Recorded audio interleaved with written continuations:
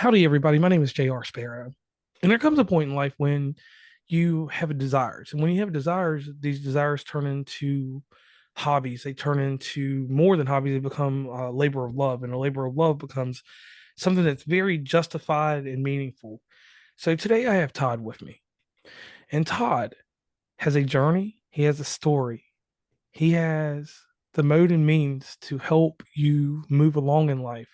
And we're going to go back to his humble beginnings, and then we're going to move along like we normally do with every other show. So let me just hand it over to Todd. And here is the number one question, the most nostalgic thing that goes on the show. We ask first, who are you, Todd? And Todd, do me a favor, because you know that I was going to crunch up your last name, and you already told me it 3 times. All Please right. introduce yourself to everybody and let us know where you're from and why you are here today. Sure. My name's Tod Creneti. I live in Renetti. Creneti. There you go. I live in Parrish, Florida, which is not far from Bradenton and Sarasota on the Gulf Coast. And I'm originally from the Washington metropolitan area. Grew up in Virginia. Okay, okay. And growing up in Virginia, you got some ties that are similar to me. Very Uh, much so. so I do this for all of my Virginians. If you lived in the 804-434-540-276, anywhere in those area codes, and we'll give the 757 a little respect in 804. But if you lived anywhere in Virginia, I just named pretty much every area code. And shout out to those people in Maryland that are only in one county that I respect, Prince George. And Mm. then outside of that, we'll just leave it alone there. Now, can you share with us how your journey began on these athletic fields and what inspired you to transition from sports coaching to becoming a monster inside the business world? So interesting, right? I grew up as a coach's kid and had no idea at that point in my life how influential that would be. My dad, Frank Creneti, was a longtime high school coach, head coach, and athletic administrator. So I'm the kind of kid who grew up on sidelines going to practice. Friday nights were the biggest night of the week in my family growing up in the fall because going to football games, right? In a strong high school program, that's a big deal.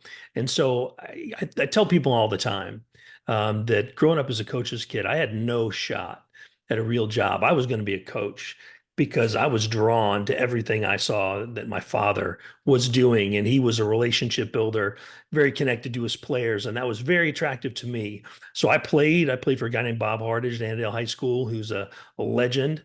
His assistant, Dick Adams, carried that program forward for a long time too. So played for a lot of great people and had the influence of my father, was a quarterback in high school, played quarterback at Gettysburg College for 4 years for Barry Streeter, just really great experiences along the way. But I had this desire at every turn to stay connected to the game. And so as soon as I knew I couldn't play anymore, and I knew that pretty early on that that was coming to an end, I wanted to coach because I wanted to impact the lives of other people the way that my coaches had impacted me. And they made significant differences in my life and they helped shape me along the way. And that thread pulls all the way through to the work that I'm doing today. While I'm no longer on the sideline, I'm still out there trying to help other people accomplish the goals and dreams that they have and be the best they can be. Okay, and I like that answer. And I like that lineage from father to son, Sure. a coaching tree. And then from Yeah. you, I know your assistant coaches have branched off. And that's something that people don't get into a lot. Because you have players that go play and then they become coaches. So your Mhm. coaching tree, by the time you're done, you're going to be the next Bill Walsh. And and that seriously does happen. So I do want to just go off to a side because this is a second question, like, or a side question. How do you feel about knowing that you are part of a coaching tree and you're having your own coaching tree? How does that feel? I think number one, it's great to have coaches that I am proud to have played for, who I know positively impacted my life. Let's start there. So those are my roots, and it's great to be somebody who comes with a great root system, and that is through the work and effort of other people. And so being able to recognize that I am who I am because of the people that were around me, that's a good place to be grounded. When I think about the kids that I've coached that have gone on to become coaches, I don't know that there's much that makes me prouder than that.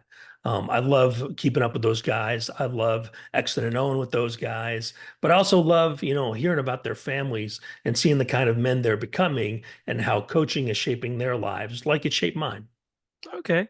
Now, there's challenges when building championship teams because me and you had a quick conversation about winning, and we know what it's like to win on the elite level. We know how Hmm. to win on each level.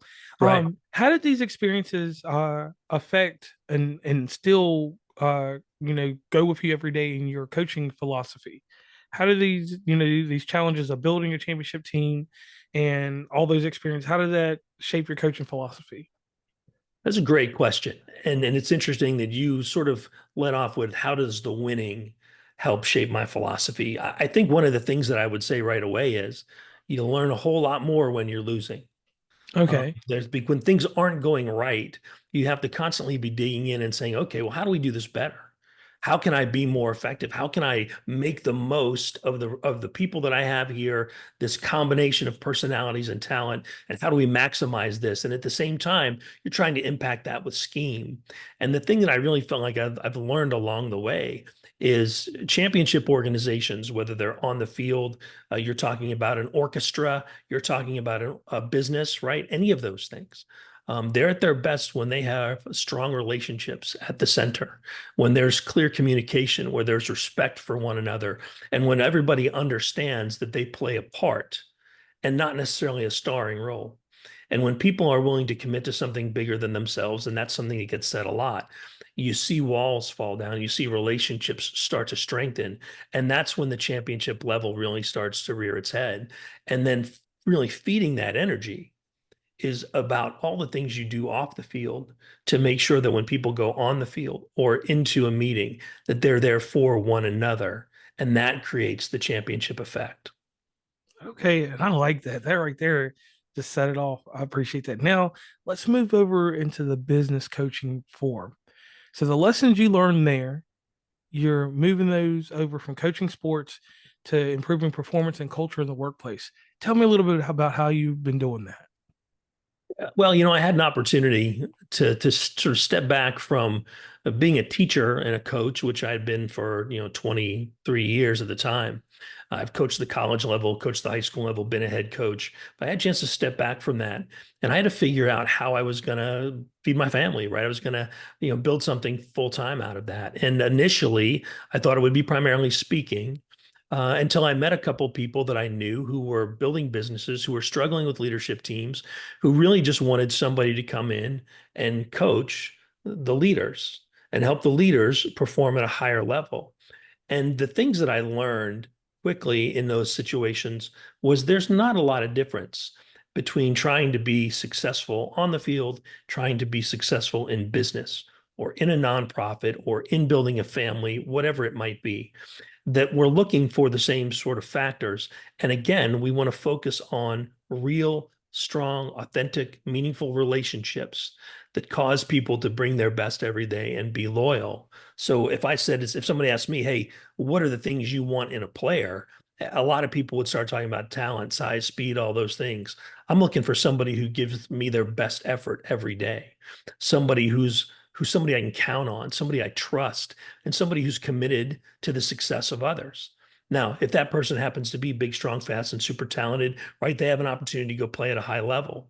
But someday, sports ends for all of us as a competitor, and we have to decide what we're going to do, the lessons that we learned while we were on the field. So for me, I take those lessons from coaching athletes specifically, and I turn them into the same kind of approach I would want to use with somebody in a business. Are you selfless? Are you team oriented? Are you prepared to meet the needs of your teammates? And can that be a focus that elevates the performance of everybody else? And are you an effort person? Do you bring your best every day? And if you do, I don't care what we're doing, we got a shot at being successful. And I like that. That right there was the gem inside this episode. So anybody that needs to go back, rewind that and listen to that. Now, one thing I need you to do for me, Todd, is please tell everybody where they can meet and greet you across the internet. That's our little shameless plug. That's something nostalgic on the show. And I always like to get that in the middle because me, you talked about how you want to be impactful and you are impactful. So that would be a very impactful thing you can do right now. Sure. You can find me online at todcreneti.com. That's TODCRENETI.com. That's my webpage. It really was a webpage that was built a couple of years ago for speaking and for coaching, but it's a place where you can get in touch with me. You can find me on Instagram and Twitter at coachcreneti.com and just at Facebook on my name, just Tod Creneti. Now, when people transition into other fields, we have a wealth of knowledge, but we have to get a wealth of education too. So you decided to go into industrial and organizational psychology. Tell Correct. us a little bit about that and why you felt the need to do that because you already have the organization, you got the accolades, you got the resume basically. What made you want to go do that?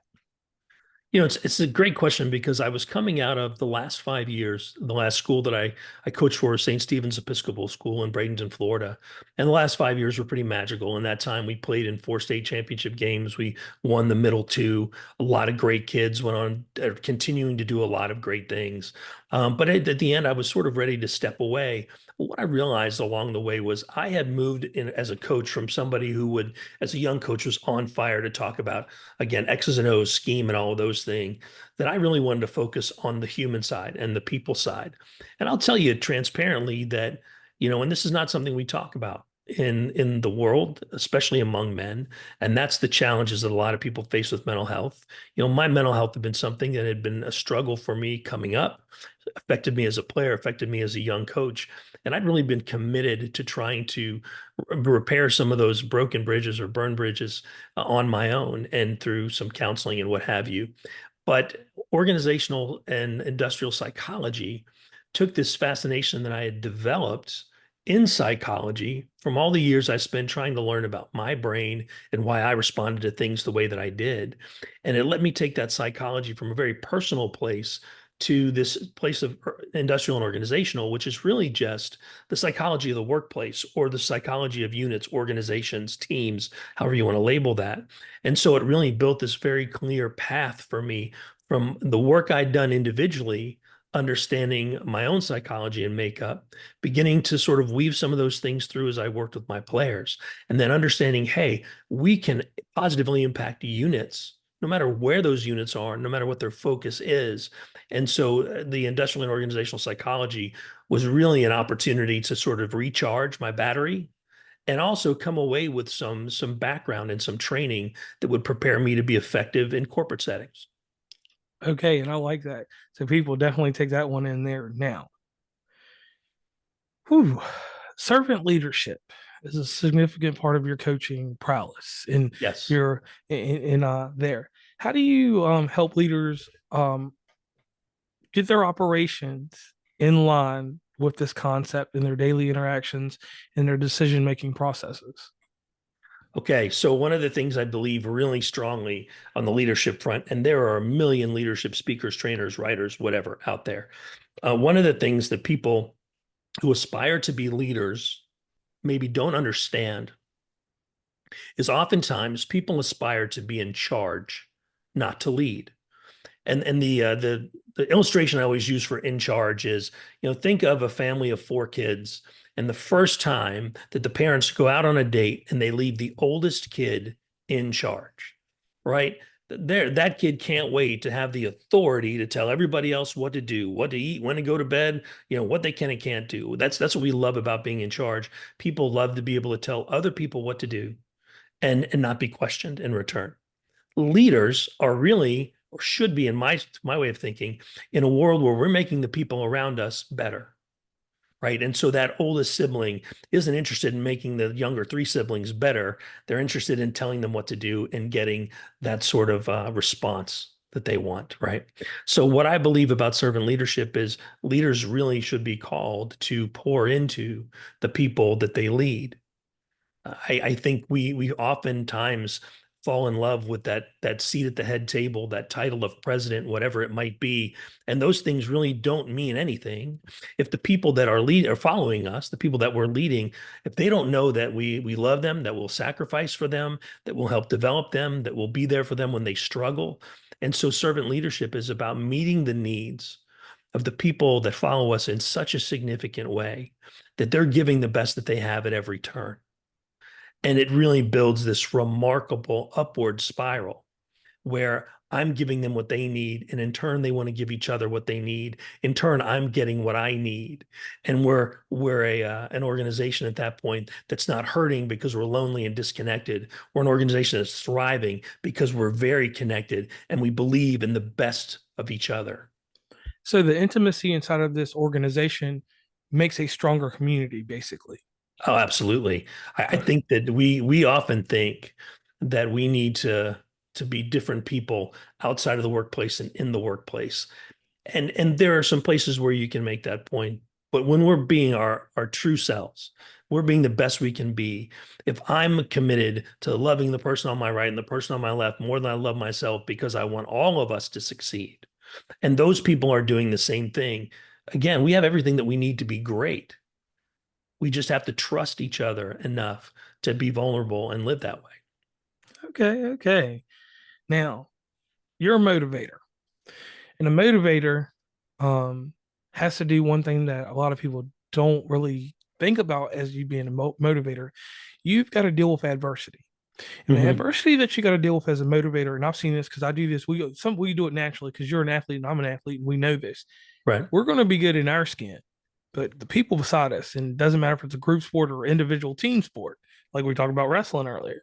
Um, how do you motivate while handling adversity? That's something that doesn't get asked a lot because this is what people say. I overcome adversity by doing this, but I'm not. They never tell the side of the story while they're handling that, how they motivate the other ones around them to help with some of the adversity. Right. So fascinating. Adversity to me is not possible. To me, in my opinion, it's worth what you paid for it. Adversity is the greatest teacher that has ever existed.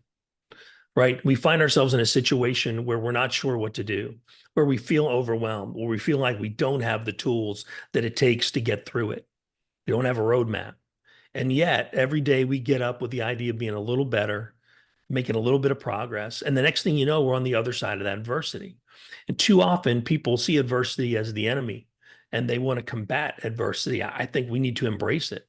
We need to lean into it. We need to listen to what adversity is whispering in our ear and teaching us about where we can be stronger, not where we're weak. And I think when we avoid adversity, we avoid these incredible opportunities to learn and to get better.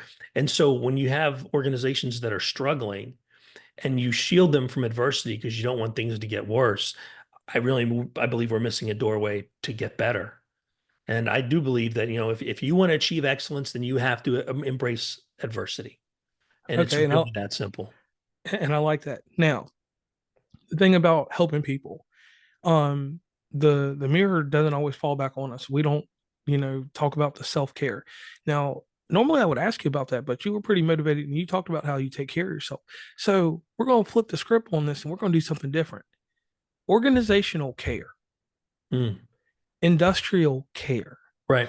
You have a mode and mean to motivate everyone. And the role in leadership that I was always taught, and this is from the corporate standpoint, was when we are with our colleagues, we're not going to call Mhm. them any subordinates or nothing like that. Sure. When I Teammates, take, right? yeah, teammates, when I take a step forward, they take a step forward with me. When I look to the left, they look to the left. When I look to the right, they look to the right. When I take a step back, that's for reflection. When I take two steps forward, that is to involve myself in things that will be the adversity and the trials and tribulations that they don't need to know about at that moment, but we will all embrace. Hmm. So, how do you take time to teach this in leadership? How do you break that simple format down for people to understand? Because a lot of people, when I do it, and we have to do it in different little motivation groups, in management, a lot of people don't understand the concept that even though you are a leader, Hmm.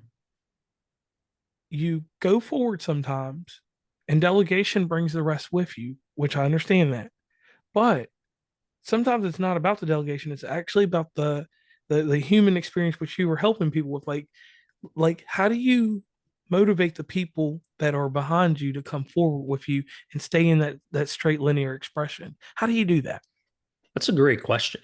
And it's not one I've been asked very often. I think again, one of the places where we are challenged as leaders, and I like to think of myself as somebody who was always excited about the opportunity to be involved in a turnaround. And there are certainly people in the corporate world, on the venture capital side, who want to go into failing businesses and turn them into something great. And there are coaches out there who've made a career out of taking struggling teams and turning them into winners. And so when you have this plan, you have this process that you've been able to execute over time that's yielded success, there's a tendency to want to lean on that template and apply it to every situation that we're in. And I would make the case that that ultimately is a plan for failure because at some point the template doesn't fit. right? The process doesn't click.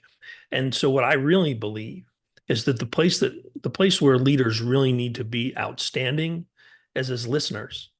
We need to go into situations and be listening to our teammates, our colleagues, the people that we work with, and we need to understand their stories.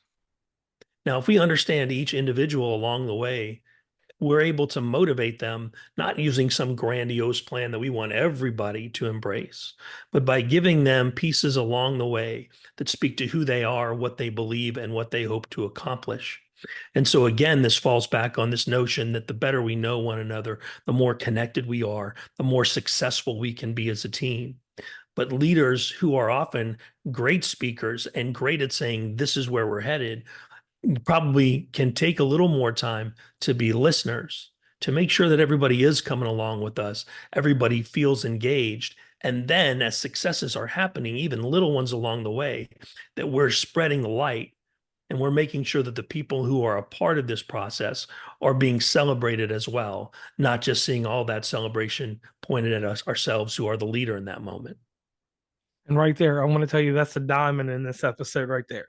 Now, we got to pay homage to someone because someone molded you. Well, two people molded you, a mother and a father. But Sure. let's go to your father real quick. Um, what is the most sound advice that he ever gave you in coaching? And it's the reason I'm doing this, so you'll catch it in a second. I said coaching first. Yeah.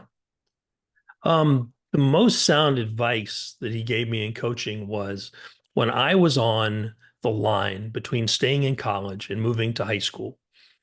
He said to me, if you want your coaching career to be about you and your advancement and people knowing who you are, stay in college, build it, be seen, and there'll be a platform. But if you want to be about the molding of young people, and if you want to be about the service of other people, high school is where you want to be. And I never coached in college again after that. Had some opportunities along the way, they just didn't fit. And it really made sense to me because I was more drawn to elevating other people than to, making myself the product, if you will. All right, now let's move on to life.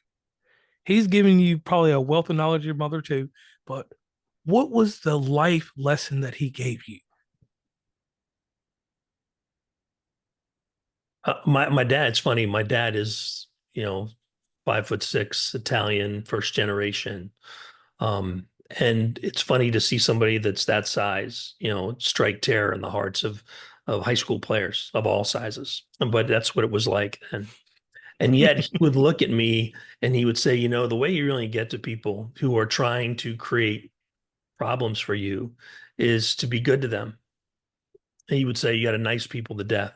You just have to be good to them. You have to not take the bait, not get into fights, not get into these grudge matches, but instead just to consistently be good to people, give them the best that you have along the way.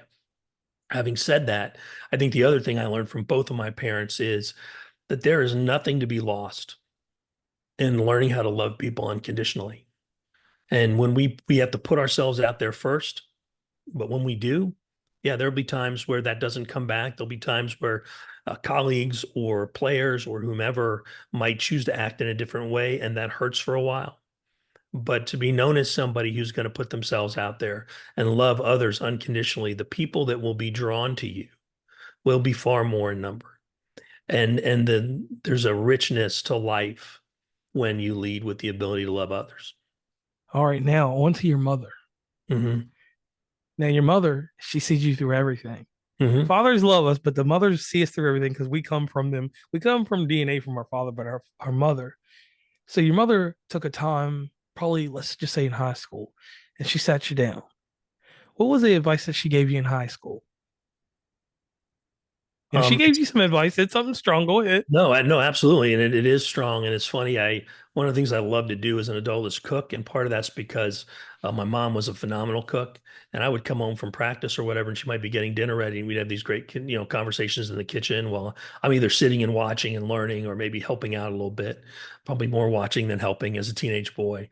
Um, but the thing that my mom would say to me over and over again is, hey, we love you. We support you. We're behind you. And my mom also was very big into instilling faith into me. And she was the person who helped me, and it took a long time, grab onto this idea that I didn't have to force my way in the world, right? That I could trust that opportunities were going to come. And when I did, if I had worked hard along the way, that when those opportunities came my way, I'd be ready. And I was going to go out and change the world at 22 and storm my way to victory. My mom reminded me that she'd support me no matter what I did. She'd always be there. She always loved me. But that I could also be confident that when opportunities presented themselves, I'd be ready. And she was right. All right, now the last one about your mom. Moms, the love from a mom, the love from a father are two totally different things. Me and you both know that. Yes. But we have to sit down with our mom about one serious thing. We can talk to our dad about this, but they always tell us, be kind of tough about this. But Yeah. how did your mom help you in your first real defeat? And that defeat can be anything, heartbreak, whatever. How did she help you in your first real defeat? Because when we have that first real defeat, and I'll tell you what happened to me, so you got a little time. This is Sure. what happened to me. I was out here in the world, and like you said, we had that takeover mentality, and I was wrestling pretty good. I ended up getting beat by a kid that didn't even place in his state. Mm, His technique was better. He was just a better athlete all over in that one instance. Now later on, I got my revenge a few years later, there you but go. that's eighth grade to a 12th grade year that I had to catch up to him. And Sure. he went on and he became a whole lot more successful from that time. And we never crossed paths until that end. And I got that win, and she was happy, and I went on with life, which it doesn't always happen like that. That's kind of fairy tale. But that was a defeat that haunted me for 4 years. So you let us know something that your mom helped you with. I mean, my mom just this was a simple thing she told me. She said, just get better. Yeah. So one of the things that was interesting, I can remember that the thing that I would go to my mom about the most was I think there are times in our lives where we all feel like we're a little lost and we're not sure what we should be doing or where we should be focusing our energy. Things don't feel like they're clicking. There are times where we feel like we're broken, whatever it might be. And as men, it's often harder to talk about those things to the men in our life. And so, in particular, when I was feeling lost, I would talk to my mom about it. And I can even picture myself and the look on my face and what it felt like at that moment to feel like I had just lost my way. And she liked to remind me that we were never lost. We were right where we needed to be. And if we were feeling lost, it's because we weren't seeing the things we needed to see. She had an art teacher growing up. Both she and I loved to draw. And the art teacher would say to her, anybody can draw, not everybody can see. And so we take this idea that we should always be looking for the things around us that will inform how we live, how we perform, and what we create. Okay, and I like that. Now, we're getting to the end of the show, and what I need you to do for this audience, and this is where you take the show away from me, and it becomes your show, Todd, for just this moment. I Okay. need you to give us the most amazing mission statement, and outside of that mission statement, after that, I need you to give us a promise inside that mission statement. And the reason I say this is because you have a strong background, and I'm gonna give you a quick testimony on yourself. You come from a great family, from what is accounted for. Not talking about the accolades on the wall, but you can just tell in your demeanor when I first started talking to you, the brilliance and how you speak and how you carry yourself. So I want to thank your mom and dad for that, and everyone in that lower part of Italy that probably framed your family's lineage. So Mhm. shout out to them. Next thing is we can always do perseverance, tenacity. We can do all that stuff that I normally do on the show, but let's just do this one thing: advocacy. You are an advocate, and being an advocate in this world is the hardest thing, because here's the thing: there's not always advocacy for yourself. And you learned along the ways how to deal with that. You took the embrace of, I have to deal with my mental health. I Mhm. have to deal with the social impacts, the psychological strain and gains that come along with being a human. And you said to yourself, I can work at this every day. It's always going to be a work in progress, but I can work at it. I Mhm. can't ever stop working at it, because the day that I stop working at it, I've decided that I'm putting myself in a bubble. And if I put myself Sure. in a bubble, it's isolation. So you do that very well. And I thank you for that. Coaching. Coaching is the most selfless thing that you can do in life. And you do it on multiple facets. So thank you for that. I Because love a it. lot of people, I've coached sports, soccer, wrestling, different things like that. And I've had success here and there. And I still help out in different things. But for you to continuously do it and to still spread the word and then to not translate it, to transition it into business, but still keep the sports aspect to it. That is an amazing thing because some people lose their focus. Like you can still tell the war stories, but you still don't have that feeling anymore. And you Right. still have the feeling. You can see it in your face, see it in your eyes and your eyebrows and everything. Oh yeah. So thank you for that there. So the end of this testimony is this: keep going forward, keep doing what you're doing, and motivating and dealing with adversity. You've got that down pack, so you can help the world with that because not everybody can handle things.